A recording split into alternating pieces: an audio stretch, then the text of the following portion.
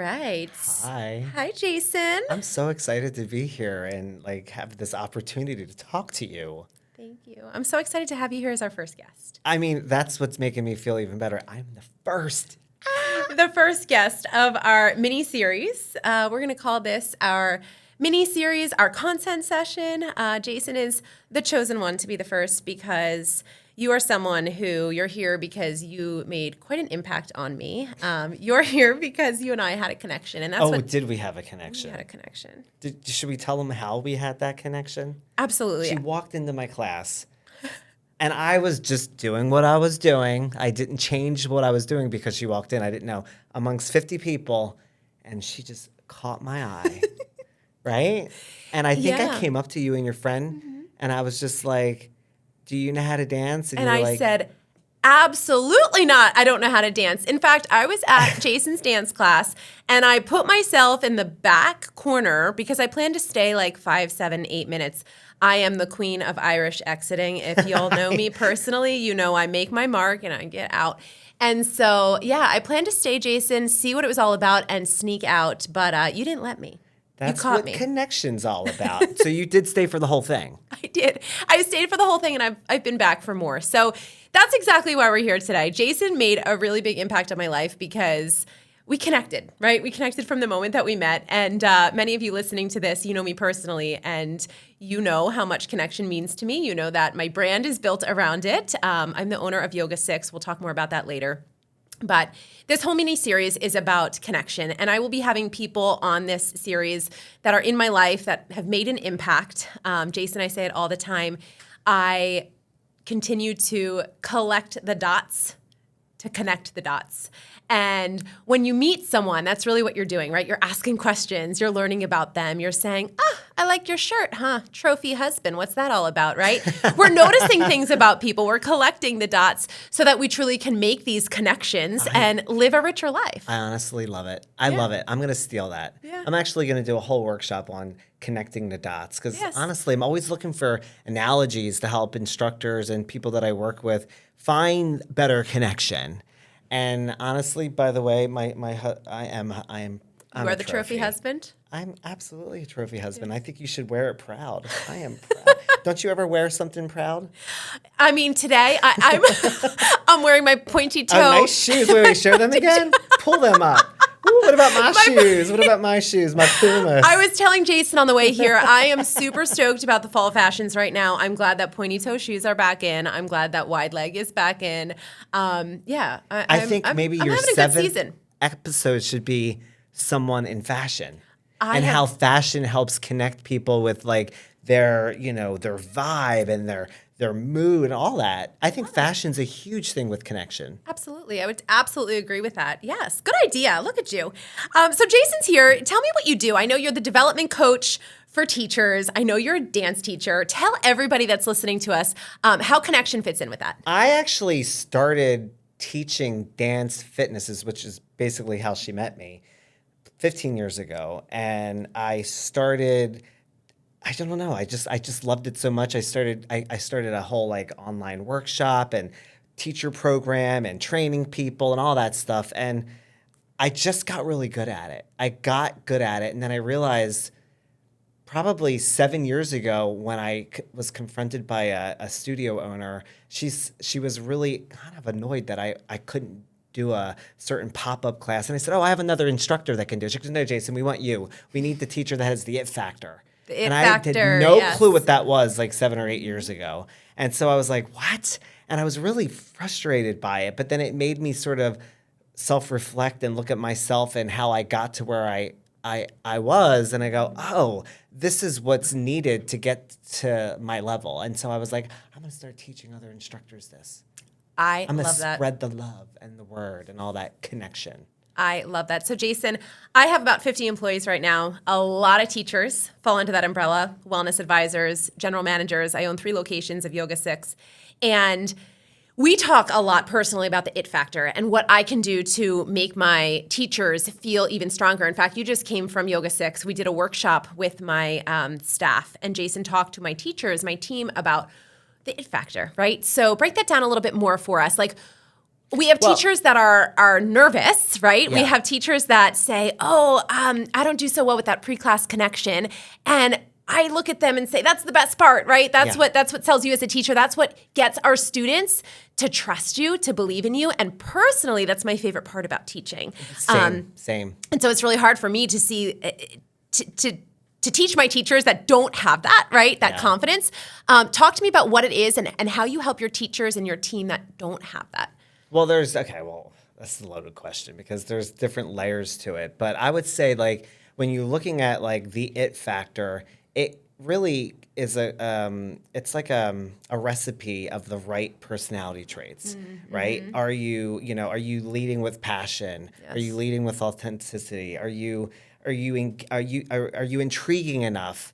Are you social? Do you even like people? I mean, can you imagine doing stuff like what we do? Yeah. Or in anything, in hospitality, in general, if you are in front of people, you better have some social skills. And so I kind of take all of that, and I do think that, like, if you were to sum it up, it's all about the charisma. Mm-hmm. And charisma is made up of your own personal brand. And if you don't, like, we did this really funny, the resting bitch face. Yeah. Yeah. If you can't, like, come up with a couple words that you want people to think, like, and go, oh yeah, you're really funny, you're intriguing, you're likable. There's just certain characteristics you want people to think about you. Exactly. That's part of your brand. Right. And that's going to help develop that charisma and all of the other layers to it. layers. Exactly. And I mean, I go deep. Yeah. I mean, this is like very surface right now, but that's Yeah, and I know in a lot of the trainings you do, you could spend hours talking about these little snippets that we're going through, right? And this isn't just applicable to yoga teachers, to studio owners, to dance instructors, right? To teachers. It's doctors, it's nurses, it's bank tellers, right? It's secretaries. Anyone who's listening to this, think about in your own relationships, in your own friendships, the things that we're talking about, right? That energy that you give off as a person. We talk about the energy bubble, right? Yeah. And when you walk into a room, right away when we arrived in this beautiful podcast studio, it's like, here we are, and right away you're meeting people and they're seeing you for who you are, but they're feeling the energy that you're giving off, right? And so our studio owner today, like, we spent 5 minutes together and he had us figured out, right? Oh, yeah. And that's the thing with connection in general. Are we going to have bad days? Absolutely we are. Are our students going to have tough days? Are school teachers going to have tough days? Absolutely. I tell my students, and thinking about this as like gridlock traffic, I say, think about like a bird's eye view of 76. We've all sat in traffic on 76, right? And there's tons of cars. And I think about, like, this person is going through a divorce, and this person just had the best vacation of their life, and they're on cloud 9, and this person just lost a loved one, and this person is going through this, and this person's going through this. And so it's so hard when we talk about connection to find that perfect way to connect to your students, connect to your patients, connect to your people, and yet there's a recipe for it. And a lot of time it's the concept of holding space, right? It's the concept of showing up and creating a safe space, whether it's through eye contact, whether it's through a connection of something simple like, hey, Jason, it's so good to see you here today. Hey, Jason, I know you were at a wedding last weekend. How did it go? Yeah. Right? And I know some of this stuff seems so simple that we're talking about, but it goes such a long way, and it's often so simple that we forget about it. The power of it. It's the most, like, this is the thing, and I feel like also the pandemic, but since social media has come about 10 years ago, I feel like our social skills have gone out the door. Right. And so often yeah. it's difficult. It's easier if you work in any type of job where you're like, oh, let me just text that person. Well, why can't you call that person? Mm-hmm. Why can't you meet up with that person? And what you had said earlier about being seen, and it's like people just truly want to be heard, listened, and seen. And the fact that you would remember that somebody went to a wedding makes them go, she really does care, Yeah. Like when you, like, learn someone's name, they go, that person just really made an effort and I feel good that they're recognizing me and my name. Exactly. It's that simple. This is a funny story, but I'm going to say it anyway. It doesn't matter. I go to Costco a lot. Everybody likes Costco, right? Well, I go there for my prescriptions, right? As one does, because, you get the best deal. And I went in there and they were doing this like flu shot, COVID shot. I don't know what it was. So I walk into Costco right before you tag your card, and there's a table and there's 3 nurses. I am not kidding. All 3 of them, Jason, waving, Jason, hey, did you get your flu shot? And I'm like, how do they know my name? They know me just by my face. Yeah. I come here that much that even the people behind the counter at Costco, they know my name, and it felt good. Yeah. And the point is, it felt good. Right. And those are the examples of the little things, Jason. That made me think about the barista at the next door to where I work. Not only does she know my name and she knows my order, but the cup doesn't just say, have a beautiful day. It's have a great day, Lacey. Or it's you are beautiful. The things that light me up have always been the little things. The magic of that, the power of that goes such a long way. So those ladies, not only do they want you to get your flu shot to keep you healthy, but they're like, I saw Jason today, right? Yeah, you leave an impression. Yeah. And then again, your impression, whether it's the first impression or your lasting impression. That's a Exactly. real thing. Right. Like, are they going to remember you, and why are they going to remember you? Yeah.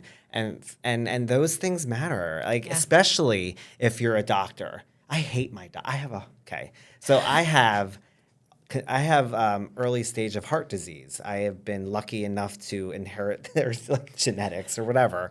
But I have a heart doctor. I'm not going to say his name. I really want to say his name. But we don't like. He is such...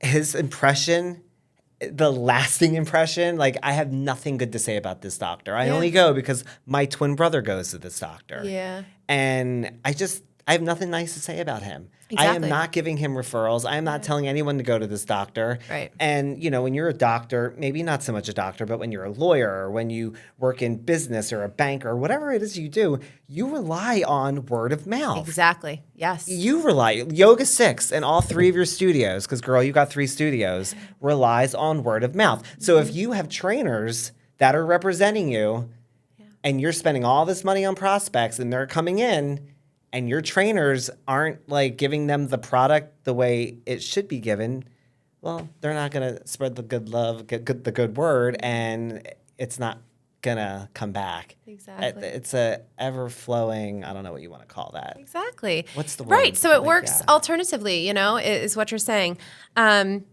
I love that, Jason. Thank you for sharing. Hopefully it was a long-winded. A couple things that I got out of this. One, we have to find you a new doctor. Okay, so we'll get on that mission. I go to the doctors a lot. Actually, just had my colonoscopy done last Monday. And speaking of vibe and energy, it's like, go in. And I'm like, God, it's 7:30. I'm so freaking hungry. It's been 2 days since I've eaten, right? And this lady is so soft. And she's like, hi, thank you. How are you feeling right now? And she was so nice. Right. I'm whispering right now because she made me feel so good. I was nervous, but her energy, you talked about energy earlier. Yeah. Her energy just lined up. It made sense. Then I go in and the nurse, her energy did not make sense. I don't know why she started telling me about her kids' first period. I'm like, what? Like, I'm supposed to know when your daughter is like, why are you telling me this? Like, she started talking about things that I was like, I started getting nervous. Yeah. And I felt like the energy wasn't right. It was such a so random being conversation. mindful of how we present ourselves and not getting caught or not getting wrapped up, right, in that story. Like, your energy could be. I always tell people, and I don't know if you feel this as somebody that's you teach yoga, when you say certain things, those words are only going to land to people that are going to resonate with it. It's going to sound like noise to most people. Yeah. It's going to go right through people. Yes. And that's because what you had said, it's like that gridlock traffic. Everyone is in a different space. Right. They're all going to different places. They all have different agendas. Mm-hmm. And that's the same thing, like, for like in fitness, everybody in that room has an agenda. Like when I go into a class, because I often take classes, people will automatically assume, oh, well, look at him. He's good looking. I'm like, hey, yeah, I'm flexing. Yeah, I look good, right? So they all automatically assume that I want to push, that I'm going to, do all the push-ups or, Right, yeah. And I'm not there. I am there for heart health because I have heart disease. But they don't know Right. that. Right. So So when it's they the start assumption. pushing me, it's like going right through me. I'm like, please just stop talking. I'm trying to get through this rep right now, and Yeah. I'm trying to work on my heart. That is what I'm working on. Right. But other people might be there working on their mental health, or they're Right. going to be there because they're working on, balance, whatever it might Right. be. Everyone's And different. Jason, this brings me to a thought. When I got my certification to become a yoga teacher, my mentor had said the line which really resonated with me. I think about it all the time: speak into each and every. And so I often, if I know somebody's coming to class, let's say I know a friend of mine is coming to class or a member of mine is coming to class who's going through something really challenging, and maybe I have a Dharma talk or a theme ready, and that's so specific to her or him, and yet I can cater to the whole room, even though I'm speaking to her, right? Through this topic, I can make it applicable to everybody. And I think that that's a really, that is a skill that we have finessed, right? Yeah. We've been doing this craft of ours for a really long time. Our beginning teachers, our beginning team members, maybe not quite as much, No. but it's a really good reminder that, no matter what profession you're in, speak into each and every, make it applicable so that everybody can benefit. And when I brought you onto the show today as a guest, it wasn't, oh, hey, let's talk about plyo jams and let's talk about being yoga teachers and let's talk about being business owners. It was more, let's talk about the broader sense. Yeah. So all of the future guests on this series, they're going to be talking about what they do and how it can help you, but also, a broader sense of that. Let's collect all these dots again, so we can connect them, right? So we can make this place a better place. So we can see everybody. So we can say, I see you, I've got you, I'm here for you, because what a better place it would be. Yeah. Now, I want to ask you, because you said something and I don't want to forget, my train of thought here was you spoke a lot about names. And I am not good with names. In fact, let me tell you, when I was a school teacher, I was a fourth grade school teacher. I taught for 12 years before becoming a business owner. And first day, I would work so hard to learn my students' names. And by the end of the day, I'd pretty much have it nailed down. But I would be like, okay, Tom is wearing the blue shirt, and Cindy has on the purple pants, and Maya has the pigtails, right? And then the next day, Maya would have the braid. And so she would throw me off, And so it would take days and days and days, and I'd finally get their names, and then they'd trick me. I'm not good with names, Jason. And so what are some tricks? Help me become better at that. I've tried them all. Yeah, no, I've actually struggled with names. I have, I can't hear in my right ear, so I often don't even hear the right name, even though I thought I heard it right. I didn't hear it properly. I also, I'm a twin, and so I was always referred to as the wrong name. Okay. And so, and I got really used to just correcting people. Yeah. The fact that they even tried to say my name, I'm like, okay, good. You're 50% there. That was my brother, but good for you for trying. And that's what I mean by, like, when even if you make an attempt, people will correct you. Yeah. And even if you keep calling them the wrong name, as I did to one lady, I'll never forget it. 3 years into teaching, she came up to me and she was like, Jason, I have to tell you something. I'm like, oh God, does my breath smell? Like, what is going on? Like, what's so serious? And she goes, my name is not Anne. And I said, what? She goes, it's Linda. I'm like, oh, it's not even my close. God, it's not even close. Jason, right? It's not even close. Not even close. And I was like, I would be like, come on, Ann, come on, work it, shake your booty, right? I mean, and she was like, I just felt so stupid saying, like, after you've been so, passionate about, motivating me and always calling me Ann. Yeah. I can't, like, God. And I was just like, oh. But it goes to show you, like, some people just like to feel like they're seen. Exactly. And listen, I get it. I was always called the wrong name. Right. And sometimes, and my mom would get mad at me, we would be at the grocery store and random people would be like, hey, how's it going, Jamie? And I'm like, hey, and I would keep going. And my mom would be like, why don't you tell them that's not your name? I'm like, honestly, I don't feel like it. Yeah. They were nice enough to come up to nice. me. I'm just Yeah. like, why am I going to make them feel stupid? Right. So right. anyway, And so so I'd say just go for it. Uh-huh. And if it's not the right name, they're eventually going to correct you. They'll correct you. And when they correct you, it'll help you remember it. Right. And so between my 3 studios, I do have 1,000 members, and I will not learn That's all a of lot their of names. people. And they know this, right? Yeah, that's a lot. And I think the bottom line is, just a takeaway for all of us. Yes, names are great, and it is amazing to be called your name. But don't run away from someone just because you don't know their name. So Do you teach a lot of classes? I mean, I know you have I only know her as the YogaSix owner, but you teach. Are you a popular Jason, teacher? I think we need to correct this. I think you know me as the girl girl that comes in in the the back row who can dance. No, she doesn't dance. She's like, and she's I am my not own dance following party. anything that I'm I doing. am my own dance party in the back But corner. you're pretty. Are you popular? Like, do you kind of have your instructors that are Yeah. the it factor? Are you one of those? Do you have the it Jason, factor? I'm going to say Like, I teach between my 3 studios. Yes, I teach. I opened Collegeville 4 years ago, and that is my thriving studio. That is my baby. My classes for Thanksgiving morning traditionally have been waitlisted. I mean, my classes me. are typically waitlisted on holidays, on busy Saturdays, things like that. We have a 44-person studio up there. We are that's a big busy. studio. Yeah. Is that a bigger studio than the one that I've been at? No, actually. So Collegeville has been open for 4 years. We have a 44-person studio there. It is busy. Okay. I teach there. I teach in Conshohocken. That we've been less than a year. That is a 50-person studio. Okay. So I'm there on the weekends. I'm there on Saturdays and on Fridays. Are And you then waitlisted there too? on Saturdays we are. Yeah. And then on a couple days a week, I also teach at my 3rd studio in Exton, and that's a smaller studio. We have 30 mat spaces there. So I feel like, I know we're talking about connection, but you can speak on this. Like, what it takes Absolutely. to have. I mean, and you were probably, correct me if I'm wrong, weren't you a student taking yoga classes at one point? Yeah. And then you just were like, oh my God, I love this so much. Yeah. I want to teach it. I would love to talk about that because, yes, I was a student. So in addition to teaching yoga, I was never an athlete growing up. I was not a fit kid. I had no interest in sports whatsoever. And then I started in college swimming, biking, and running. And I do the sport of triathlon. I'm an ultra runner. Yeah. I'm an ultra endurance athlete.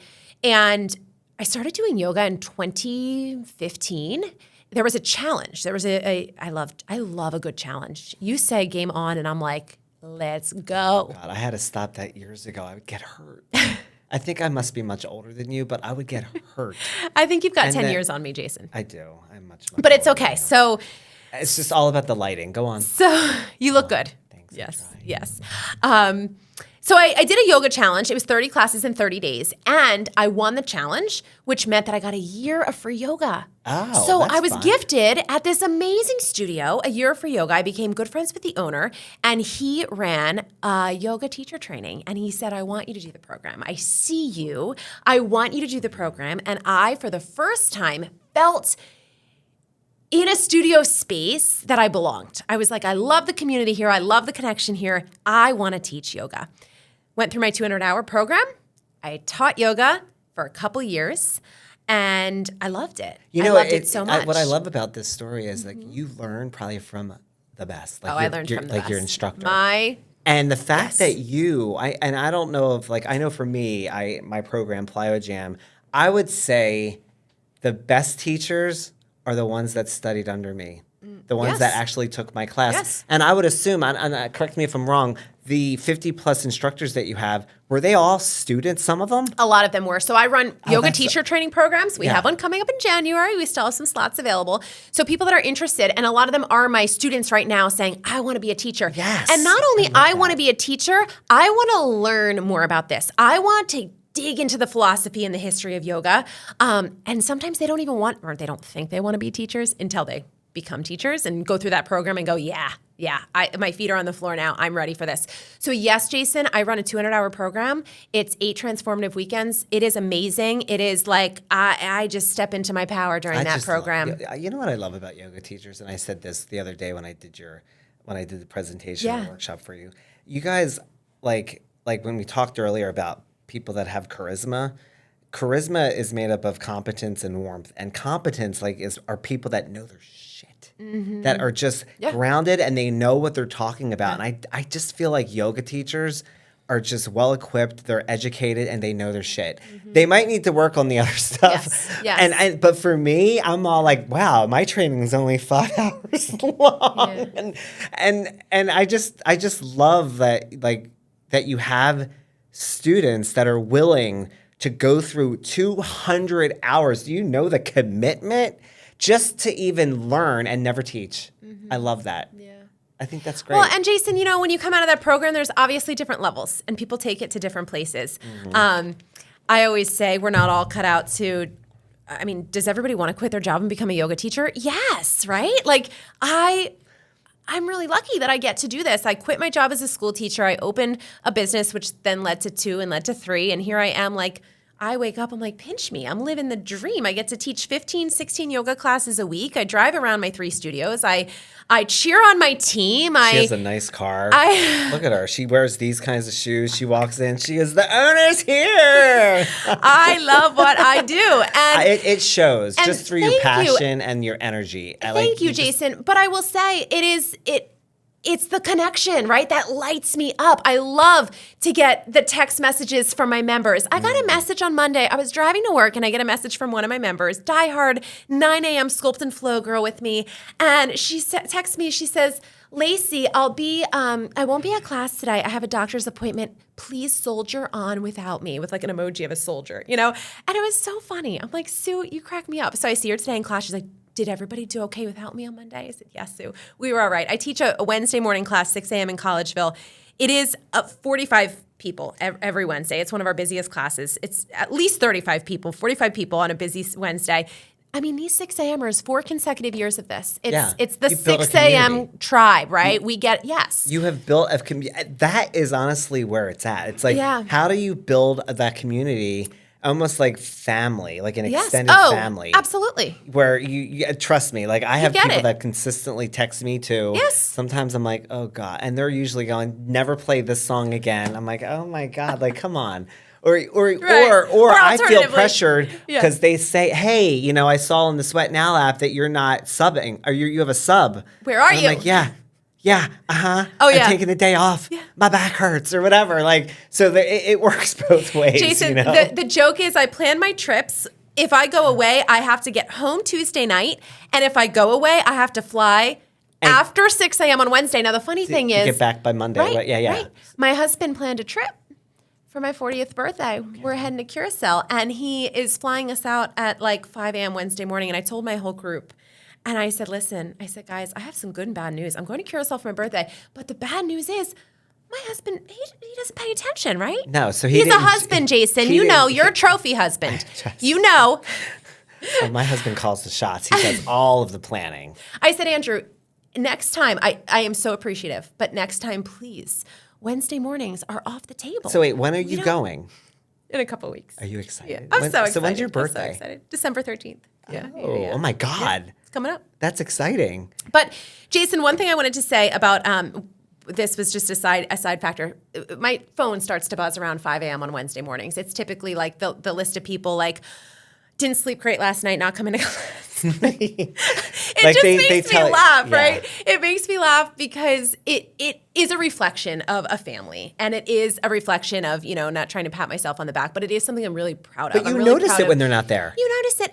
And it just is the beauty of, not all our teachers, we expect this out of them, right? But I get to do this. It's my livelihood. It's my passion.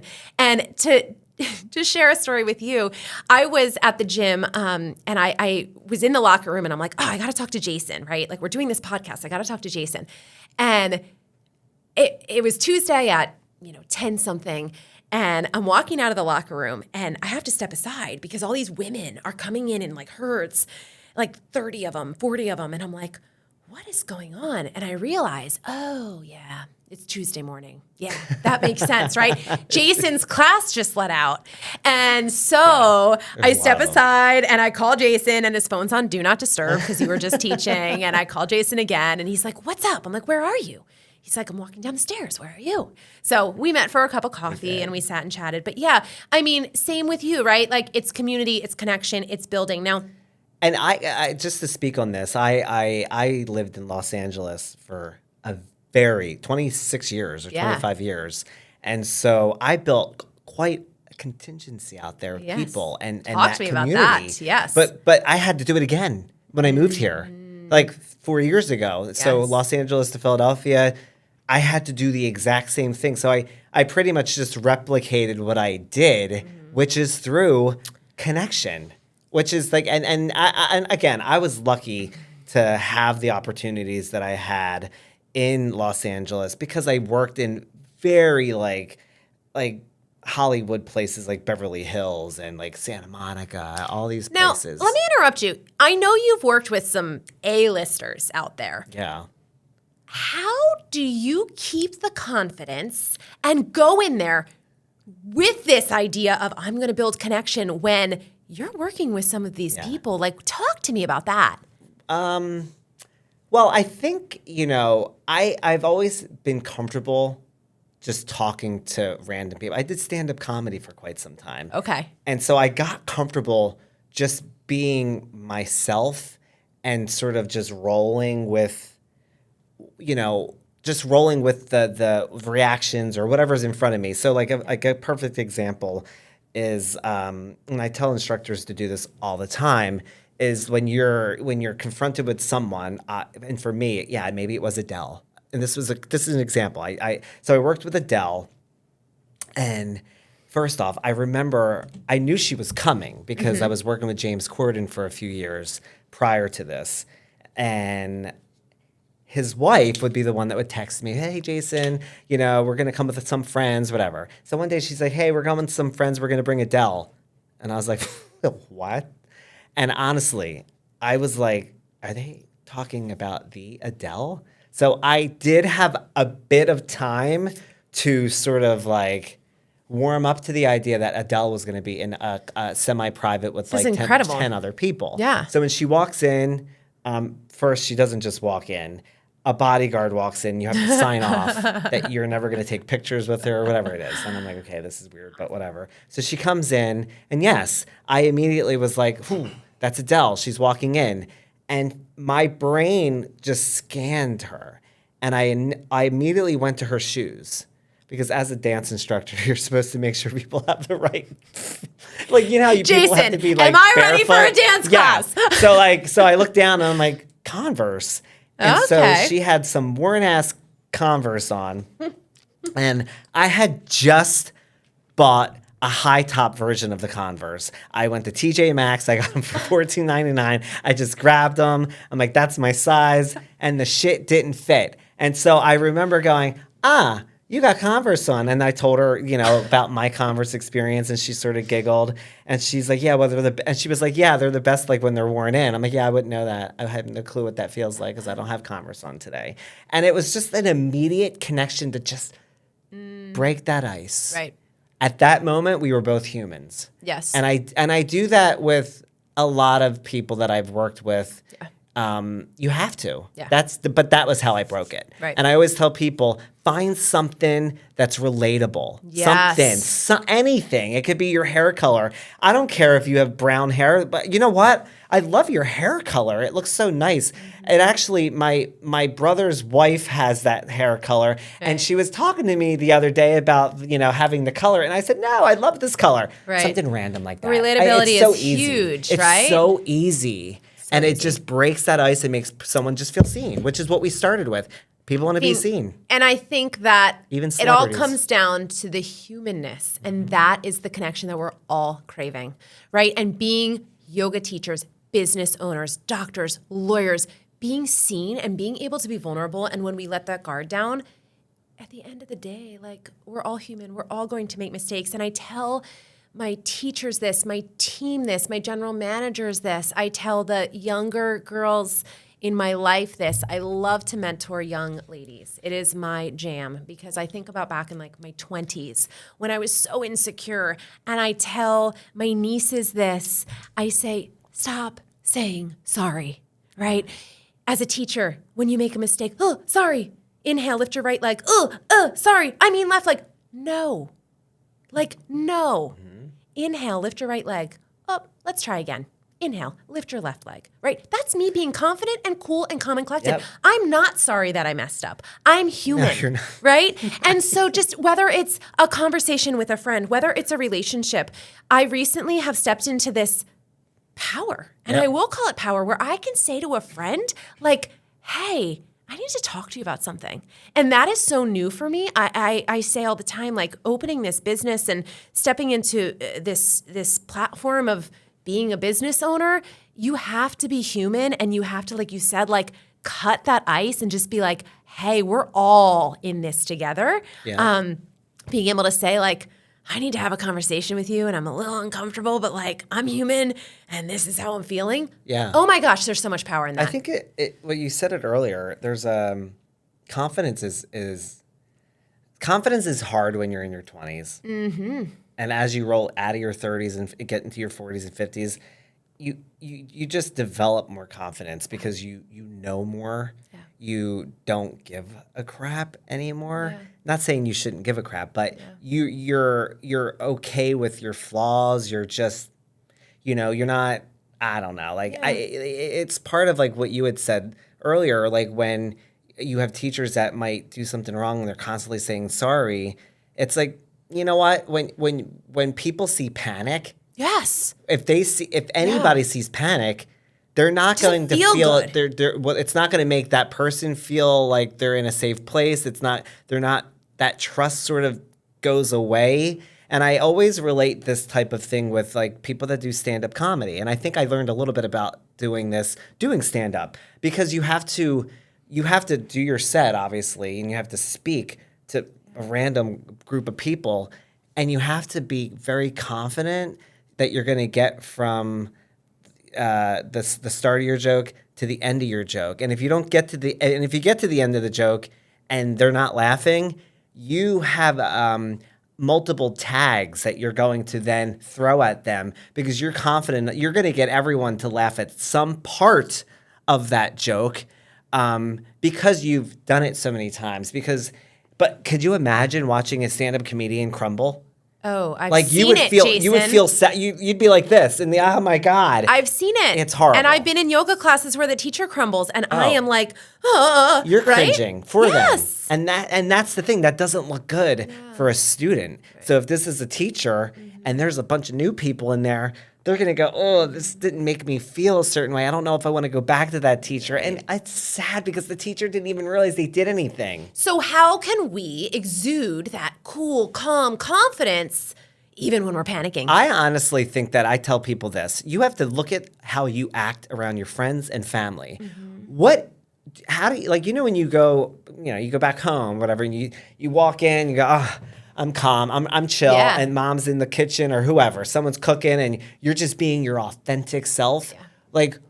Like think about how you act around your friends and family and close colleagues, because those little characteristics, that's what you want everybody to see. Yes. But you have to sit and you have. This is why I'm a big believer that people don't fall into this confidence until they're in their late 30s, 40s, and 50s, because they're still trying to figure out who they are.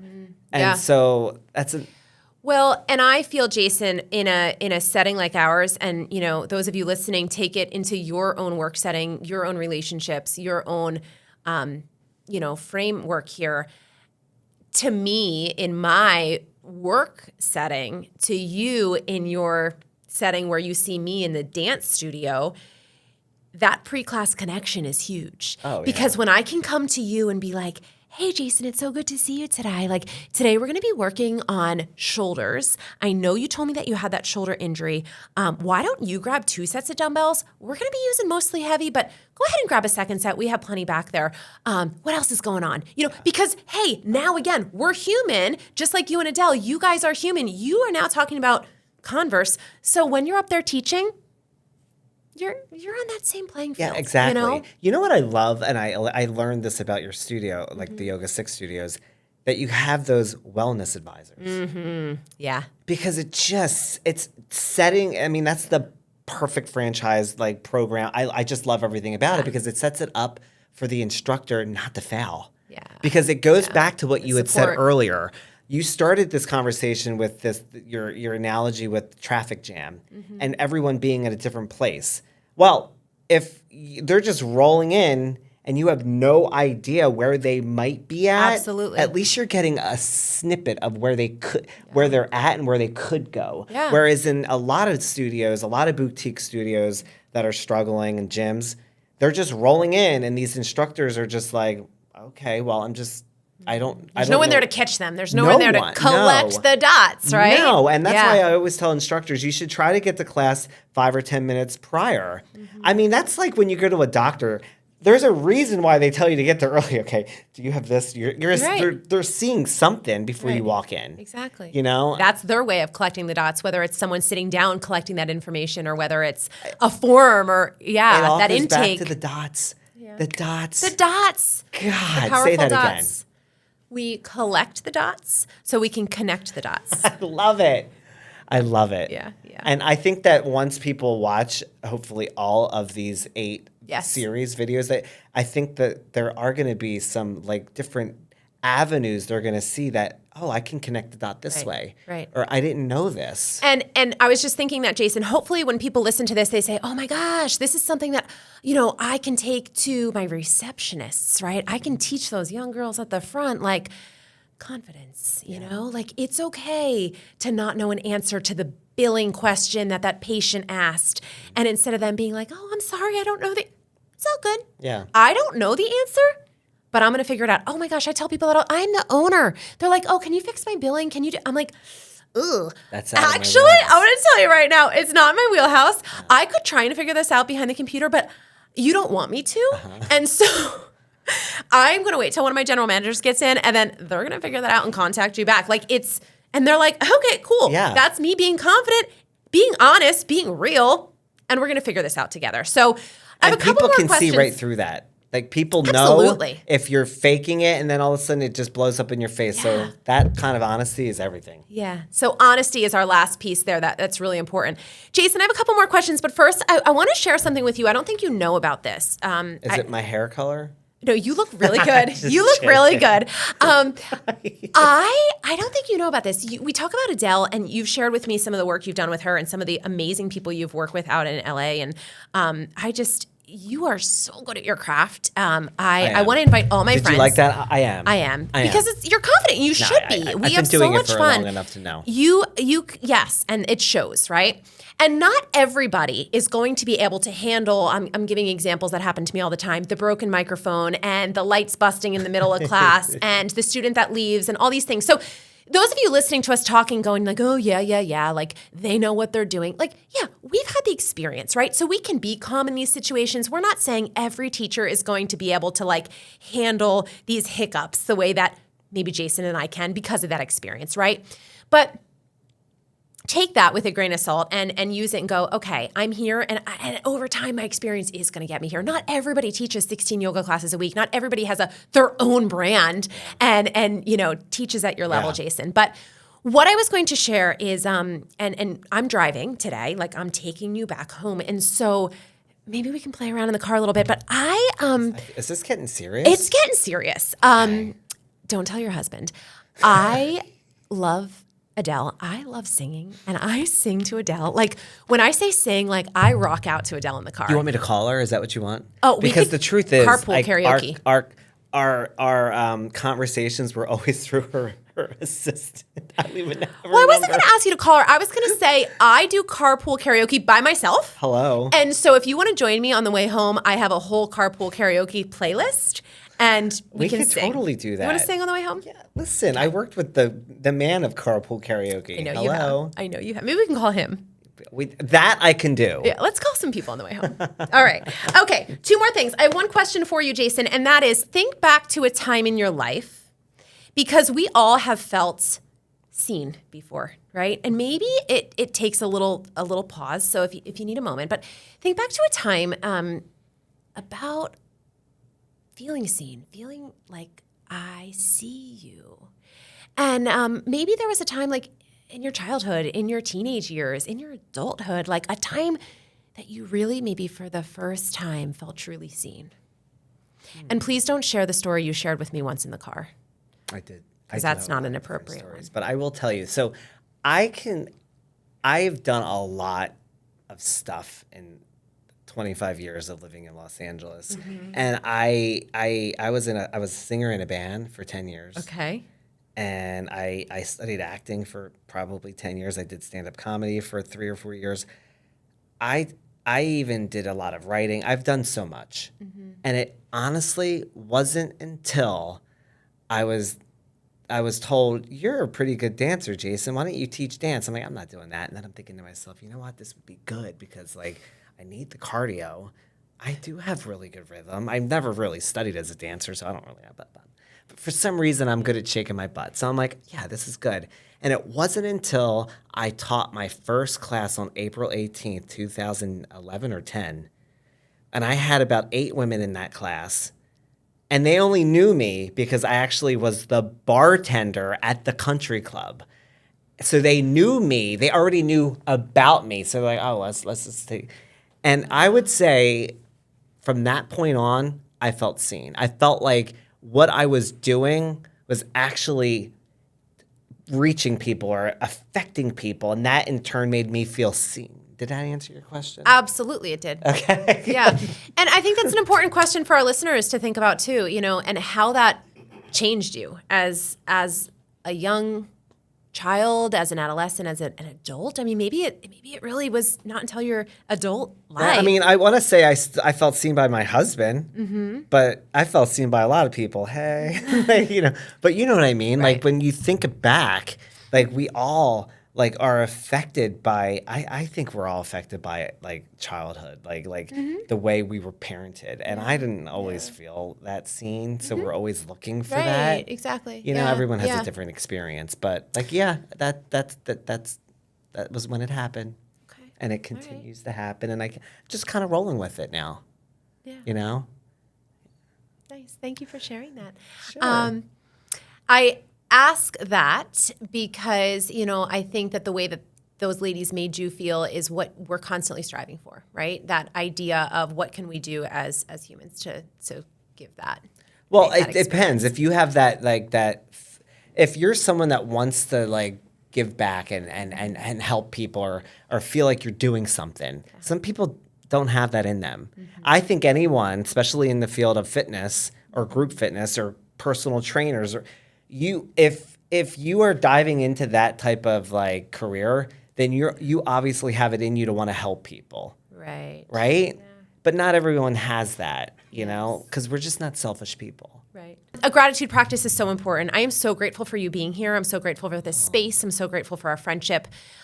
Truly, guys, we at the beginning of this episode talked about how Jason and I just truly, we like connected. We just met in a dance studio. I truly wasn't planning on staying. And then he caught me and was like, hey, you're new here, right? I'm like, yeah. He's like, my name's Jason. And I shook his hand. My name's Lacey. And then I'm like, great. Now I can't leave. Like I was planning on dancing a little bit and feeling this whole thing out and getting out of here. But now he's going to be looking for me. And so he goes, I'll check in after class to see how it went. And I'm like, oh, shit. Now I've got to stay for the whole 60 minutes. I'm glad I did. It was a great experience. I had so much fun. And but that is just the tiniest little nugget.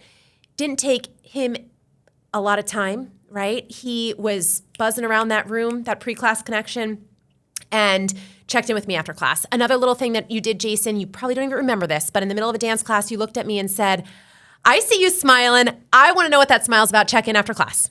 And that was so cool, right? And that was also tiny, through 50, 40 other people. Exactly. That tiny little moment where I'm like, oh my gosh, Jason sees me, right? So I'm so grateful for all the people in my life. And those of you listening, I have so many members. I'm grateful for all of you. I want more. If you're listening to this and you've never done yoga, please come do it. This week. It's also a really cool setting. I got to tell you, It's fun. I only went once, but I have other people that have been there, and just the vibe, the setting, it's just, I don't know. There's something about it that it's very different than any other yoga class that I have taken. Thank you. And I am not someone that ever preaches yoga. Thank you. Not flexible. Yeah, and you're fast paced, Jason. Totally you're powerhouse. Yeah. But it's just something about the space. Now I haven't been to the Collegeville space or the Exton space. They're all the same. I just same think vibe. that there's something. Lights, music, high. Yeah, We've got the high energy. I'm a pretty powerful person, so I like that fire. I tend to teach the powers, the HOTS, the sculpt and flow classes. But we've got restore, slow flow, Yeah, you have 101, mobility classes, 6 formats. 6 different formats. Yeah, we have 6 different formats of class, and it ranges from beginners to people that have been practicing forever. But what I say is all classes are all levels. So we never call pose names and say warrior 1, triangle pose, because that's not accessible. That doesn't make people feel seen, right? I say that to my teachers. Stop saying the names of these dance steps. Nobody knows them. First off, I'm not even a trained dancer. I don't even know the names. Right. So I don't say them because I don't really know them. Exactly. But when the teachers start saying those things, I'm like, stop. You're Guide throwing me in a people way off. that makes me feel seen and connected to you. Yeah, get me there. Get me there. Tell me my right leg is going that way. Okay, great, right. Yeah, exactly. Our brain is, we can train our brain, just like we can train our bodies, just like we can train ourselves to be more connected to ourself and to others. We talked a little bit earlier about names, and when we don't know someone's name, what do? We're still there for them, right? At the end of our class at YogaSix, we have this full sensory experience. So the lights are there, the music is there, it's a whole vibe. And at the end of class, I go around and I waft a towel. Do you remember that part, Jason, where I wafted a eucalyptus towel or a sweet orange towel over you? And one of the things that I've committed to is that moment to ground me and to be really intentional and really grateful about all of the humans in my space. And so to me, the towel waft is 3. I love you, right? Complete stranger, friend of mine, whatever it is. That's you basically saying I love you, but without saying it. Exactly, just that time, right? And Jason, you're going to be proud of me because recently, the people that I know their name, I'll say, Jason, I love you in my head, right? Like Teresa, so I you love repeat you. It. You say it's it in your repetition, head. right? Perfect. I'm trying to train my brain.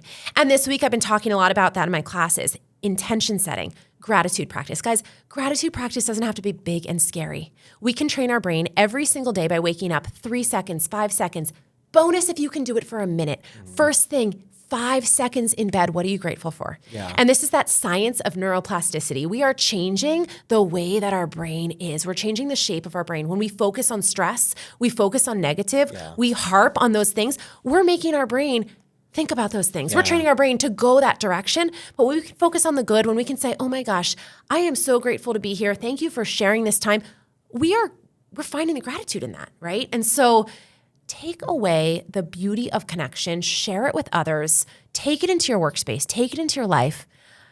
That's your challenge. That's your challenge. That's a Don't good just challenge. stop here, right? Give this content session to other people, share it far and wide, learn about plyo jams, learn about YogaSix, but more so, I tell give people it. to do when they learn things like this. Yeah. Because there's a lot of really awesome blogs that you can listen to or read or podcasts that you can listen to. And I sometimes will take notes. And I will take some of that stuff and I will try to then incorporate it in my life a little bit at a time. And so when I'm doing these consulting trainings for gyms, I will tell people, try one concept that I'm teaching you each class. Just try one thing. And then the next class, try something different. And you'd be surprised, the emails I get. Right. And they're like, oh my God, I tried this and it worked. Because it can feel overwhelming. When you have a room full of 50 people or 44 people, it's overwhelming. So and this is in life, try little things. Yeah. Like my mom just retired. And she has no clue what she's gonna do, and I'm like, well, okay, let's baby steps. Let's try this today. Let's try something new. And so, same thing with connection. Yeah, my general manager Steph, she says it all the time. She says it is like anytime you learn something new. We tell our cohort this in yoga teacher training. Anytime you try something new, anytime you're learning information, it's like like you're overwatering a plant. This is my shout out to Steph because I love it. Every time Steph says this, I've heard her say it so many times, and every time I'm like, oh, I have to be, really patient and kind to myself because, yeah, you learn something new and it's overwhelming. Every time you learn something, it's like you're overwatering this plant, and little by little, that water goes in and it soaks in and it soaks in and it soaks in. And over time, it's going to start to settle, right? Yeah. So, yeah, you don't have to throw all the spaghetti at the wall at one time. Yeah. One piece. It's funny that you say that. Yeah. I overwater my plants and they all die. And Right. They can't handle it. I have to sort of do a little bit at a time. It's a great analogy. Jason, you should start to get some fake plants instead. I know. I like the green plants. It's oxygen for your lungs. Jason. I would actually, when I was in LA, I lived fairly close to a freeway, and I would put like plants in my room because I thought, oh, I need fresh oxygen. Stupid. True story. Jason, I'm so grateful that you're here today, and thank you for coming in. I'm going to seal this with a Steve Jobs quote that I did write down because I didn't want to mess it up. But this really is something that I think about a lot. We have brands, and we have created these brands. Steve Jobs said that your customer buys once, you make a sale. Fantastic. I want to make sales all day long. It's how I pay my rent, right? It's how I keep my doors open. Your customer buys once, you make a sale. If they come back, you build trust. But if they tell others, you built a brand. Yep. So I know that you built this incredible brand.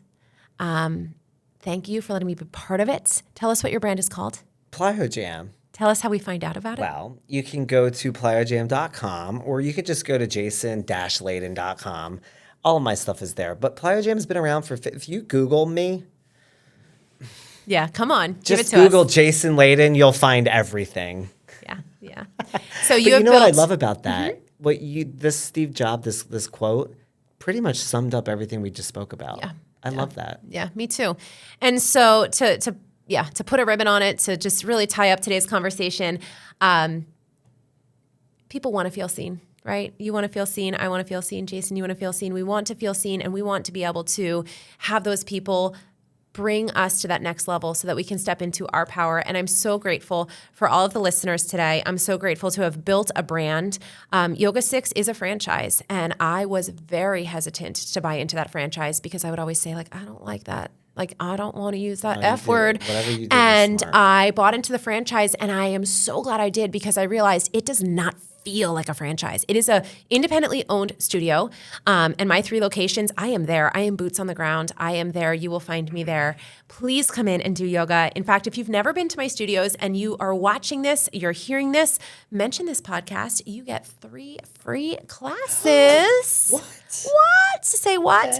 And it'll be 3 classes. So normally that would be a $36 week-long trial, but you get it on me, right? Because so this that is means they have to watch the whole thing. They do. Don't put it in the description. I'm not putting that in the description. But no, share, please. Share far and wide. This is our, hot out of the gate episode. You will find more of these. These are our content sessions that we're just trying to, not just build our brand, but share awareness with people. And so you are a wonderful first guest. I'm so happy to have you. I appreciate you having me. And I hope you're drinking that water because we're going to hop in the car, do some carpool karaoke. Okay. And you don't live far away, so we're going to have to take the detour, back road, country road. Yeah. If you guys, I'm here for it. I love karaoke. Yeah. So if you made it this far, thank you so much for listening. And I am so grateful. Please like this post. Share it on your social media platform as well. Follow Jason. What is your handle, Jason? At Jason Layden. Or you can go to @PlyoJam. It's PLYOJAM. Awesome. And I'm located at YogaSix _ Collegeville, YogaSix _ Exton, and YogaSix _ which ones did I forget? Conshohocken. Yeah, follow all 3. Underscore. The fact that you're at least mentioning the underscore is good. It's important. It is. Yeah. All right. Thank you all so much, and wishing you love and light.